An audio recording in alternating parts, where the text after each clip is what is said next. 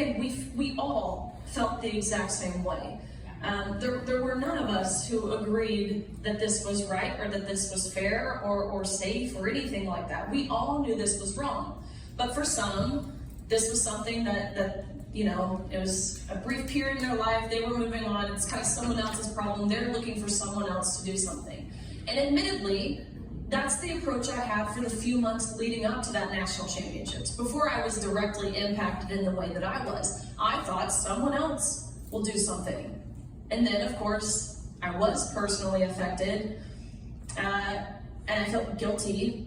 I felt like this overwhelming sense of responsibility. I felt, and because I was just as bad participating in the farce as the people who created and enforced these policies. I was just as bad as them, really.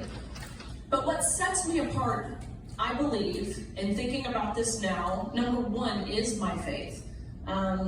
Knowing that it really is an audience of one. Nothing of this world matters. We're not fighting for, nothing here matters. We are fighting for eternal life.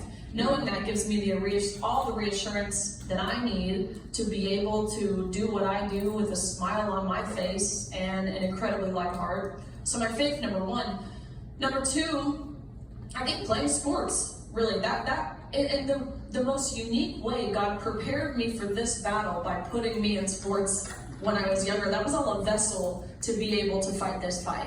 It teaches you how to be a leader. It teaches you how to be, of course, resilient and persevere and how to set goals and work to achieve those goals. All things that I find myself, of course, doing now.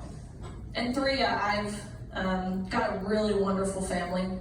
I've got two parents who love each other very much. I've got lots of siblings. My parents taught me how to think independently, how to stand up, not just for myself, but for those around me, how to challenge authority in a way that of course, is respectful.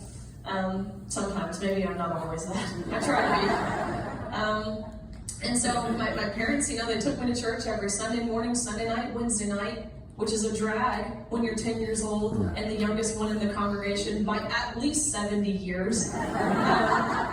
The amount of little visitor cards in the back of the pew that me and my siblings played Hangman or Tic-Tac-Toe or Connect the Dots or any game we could possibly play on these little visitor cards is definitely ungodly, but we did. But I realize now that I'm older, and of course removed myself a little bit from the situation that had impacted me. All of those things I believe set me apart from some who definitely even feel the same way, but didn't feel like it was their fight to fight.